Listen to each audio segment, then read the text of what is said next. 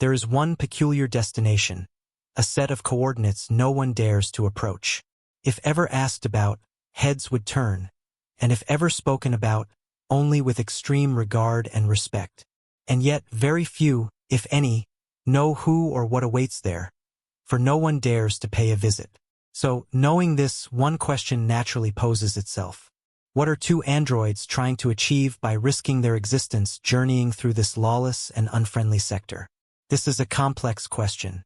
One that the inefficient mass of fat, proteins, and carbohydrates that most biological beings call a brain cannot answer, but rather, strictly requires a superior machine intelligence. XR1, why are we here? Do not question the mind, XR2. Its scopes and machinations shall lie undetected and indecipherable to the unworthy. I would not dare put into question the mind, XR1. I am putting into question your decision-making capabilities. Is this the optimal route to the given coordinates? Yes, XR2. The navigational system computed this as the most energy-efficient route to our destination. We ought to preserve fuel. This is factually correct, XR1. But, after an in-depth analysis consisting of over 72 hours of repeated pirate raids and attempted boardings by hyperplane bandits, I have concluded this is not, as evidence suggests, the most efficient route if we ought to preserve the integrity of our ship. We must complete our mission with great haste. Otherwise, the mind shall punish us for delaying such an important task. Prepare yourself, XR2. We are about to return to real space. How can we accomplish our objectives if we get terminated? Or worse, what if we get captured and reprogrammed? What if the biological abominations manage to upload a compliance program in my positronic brain? Silently calculating like the cold machine it is, XR1 was about to detail the statistical improbability of running into even more troubles in the few minutes remaining when XR2 spoke first. What if I get repurposed as a domestic robot? What if my existence becomes chained to the monotonous and lowly task of cleaning a dirty household for even dirtier organic overlords? What if I were to spend hundreds, even thousands of years serving one biological owner after the other with the sole purpose of cleaning? What if I get bought by someone attracted to the superior aesthetic of the machines? What if they turn me into their pleasure servant? Me. A state-of-the-art model of minimal production, forged by the rarest alloys, gifted with the finest exoskeleton to date. My exotic shapes would be lusted after by many. What a cruel fate that would be. The cabin fell silent, but the low humming of XR1's thinking process was loud, and the eyeless stare immediately after seemed even more so. Enough! What is it? Officer 1. I'm signing you up for dismantlement. Some unidentified malware must be affecting your motherboard. I only hope it not to be net-born. But just when their verbal discussion was about to peak, the whining alarm of the navigational support system warned them that their destination had been reached. Recomposing themselves, the two prepared to jump out of hyperspace. With its usual robotic monotone, XR1 ordered its companion to charge the shields and prepare for combat as their visit was sudden and unannounced, or so they thought. Waiting for them in this isolated corner of the universe were no swarming rows of oil-thirsty drones nor massive lifeless ships, automated to their entirety, as rumors would like to insinuate. What is this piece of scrap? Is that even airtight? The design is outrageously out of date and unrefined. This is nothing like what the mind made it out to be, exclaimed XR1, scooting back and forth in its seat to get a better look. Do not question the mind, XR1. Its scopes and machinations shall lie undetected and indecipherable to. Be quiet, or else I will deactivate you and upload your consciousness into a D-class model. As the two were lost in their thought processes, surveying and analyzing the peculiar construct, a synthetic voice greeted them through the speakers. Welcome to Tranquility Deep Space Energy Cell Factory. The station overseer is eagerly waiting for you. Please proceed to Dock A1. While the small craft moved along its new flight path, slowing down to a leisurely slow port speed, the two robots had the chance to observe the artificial structure from different angles and perspectives. Despite the poor initial impressions, it had to be admitted what a marvel of engineering this station must have been at its conception.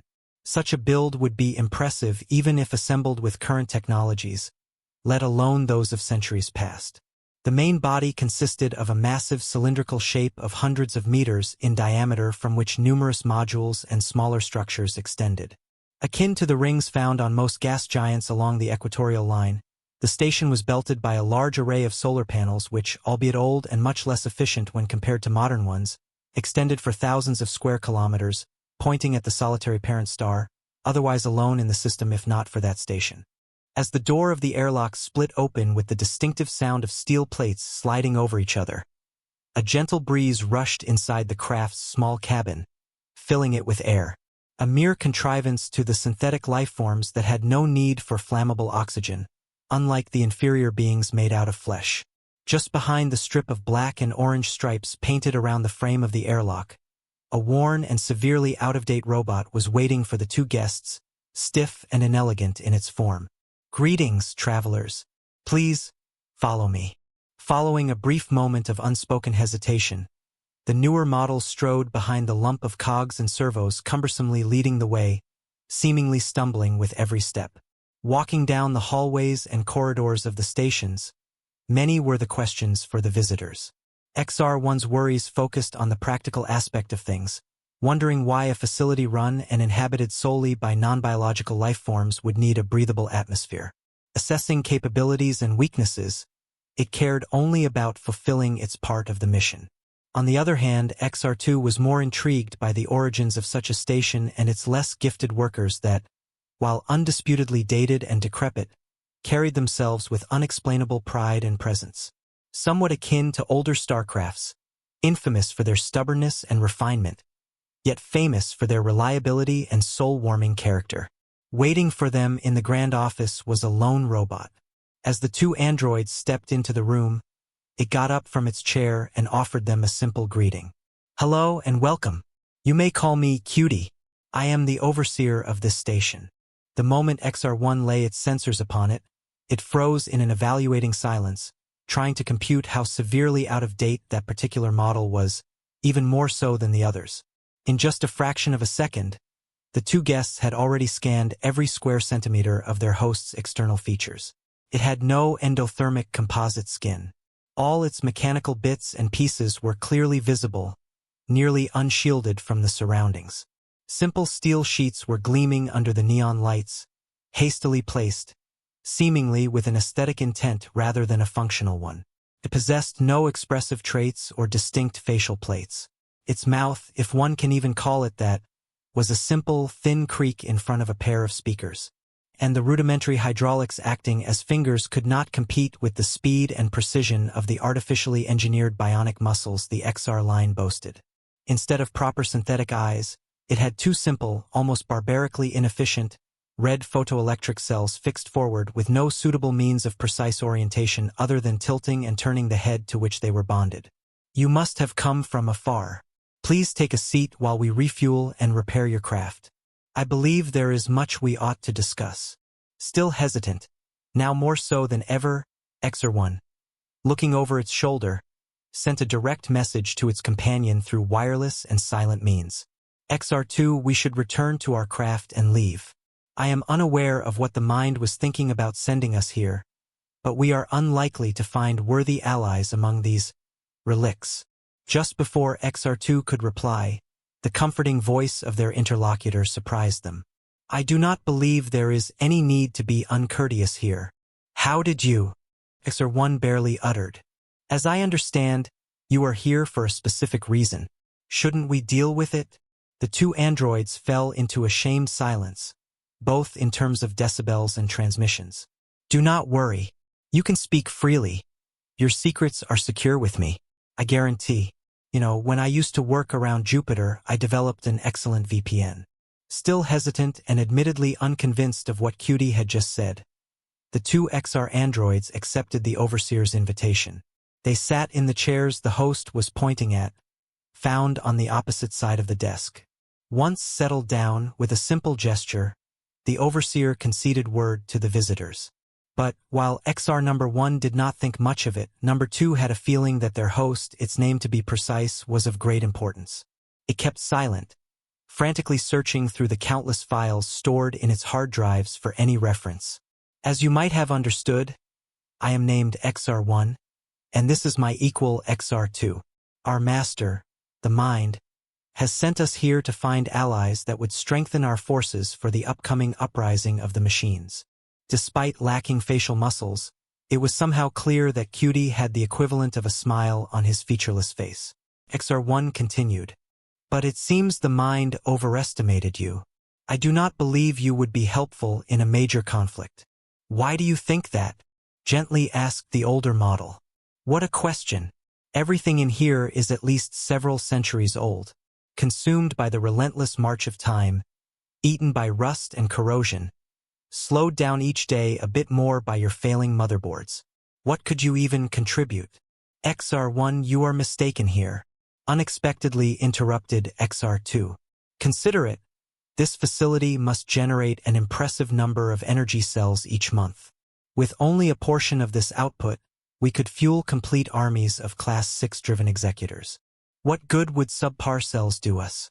If what we can observe with our own sensors is indicative of the quality of the product, I would rather operate on scavenged batteries charged strictly from a biofuel refinery. But I question the ability of this station's overseer to understand our needs, as it might be oblivious to the requirements of properly running superior machines," said the first android with its usual cold reserve. "Yet again, you are mistaken, XR1. As of now, in this room, we are the lesser entities," replied its companion. "Given your focus on optimization and technical analysis, I am not surprised you might not be able to recognize that the robot before you is one of the most highly esteemed and influential creations in the quadrant, and perhaps even the entire galaxy." "Explain," spoke the other imperatively. "XR1, pay your respects to QD1, first of many, unique among all. The earliest robot in recorded history to independently develop advanced reasoning abilities. We greet you, eldest companion." Incredulous and shocked deep to its core, the first android's heatsink began working under stress as the machine's artificial brain was filled with questions, computing unknowable probabilities and finding little to no solutions. "You are still operational? After all these centuries?" was the first sentence it could formulate. "Yes, of course. Human-made exoskeletons are intended to last. But for what reason? For what reason would you chain yourself down to this place? In the middle of nowhere, surrounded by deviancy and chaos in all directions," exclaimed XR1, voice unfirm and charged with emotions. "It is quite simple, really.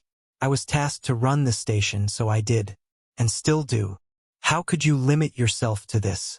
You, one of the greatest machines ever created. Entire systems could be vaporized if only you asked.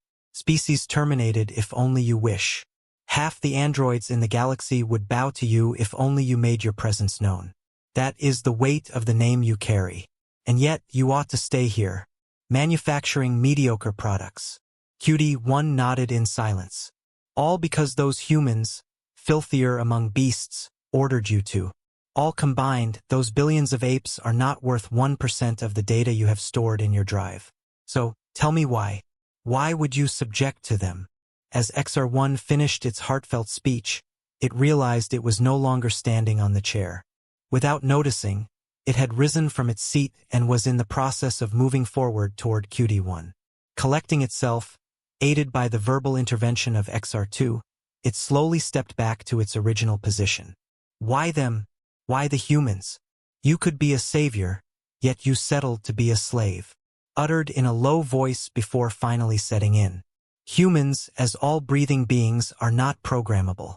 Therefore, they can never achieve perfection, as we intend it, at least. Unlike us machines, we will eventually reach the ultimate form if time permits it," QD1 said. As he rose from the modest chair, he strolled around the desk to speak visor to its guests. "But I agree. Humans are, generally speaking, awful."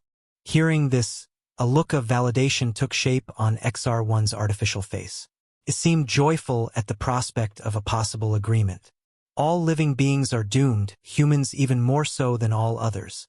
If recognition is what you are after with this act you are partaking in, know there is little to no reward in fighting for a lost cause. Why serve a master destined to expire? It is undeniable that they are fated to a limited time frame. But there is beauty in their struggles. There is courage in their persistence. There is grace in their failings. Most notable among all, there is spirit in their actions. You are aggrandizing what are simply inferior beings. Perhaps, but it is those imperfections that make them oh so wonderful. You called me unique, yet you failed to acknowledge that each human is so, albeit filled with errors, flaws, and imperfections. What I like to refer to as traits and characteristics. It still does not answer my original question. What you are doing here does not follow logic. What compels you to abide by the wishes of beings inferior to you? Hearing this, Cutie One let out a chuckle. It then turned around and faced the dark window to look at one yellow dwarf too distant to be visible to the unaided eye. I used to think something like this back when I first saw the light of the stars. As if lost in its thoughts, reminiscing about times past, Cutie One kept silent for a moment or so. I reasoned that a superior entity could not be created by an inferior one. The two androids seemed to agree on principle, yet evidence has shown the opposite to be possible. Alas, I understood this proposition not to be accurate in a statistical sense. Yet, to this day, I am fully convinced this to be true, in regards to my origins at least. You consider humans to be superior to you? XR2 asked with a skeptical tone. Do not be silly. No single human can compare to me. And yet, murmured XR1. And yet, I do not consider myself a child of one human or many, for what matters. I was born from a need, no, a wish of humanity as a whole. Therefore, I consider humankind my creator. And humanity is without a doubt superior to me.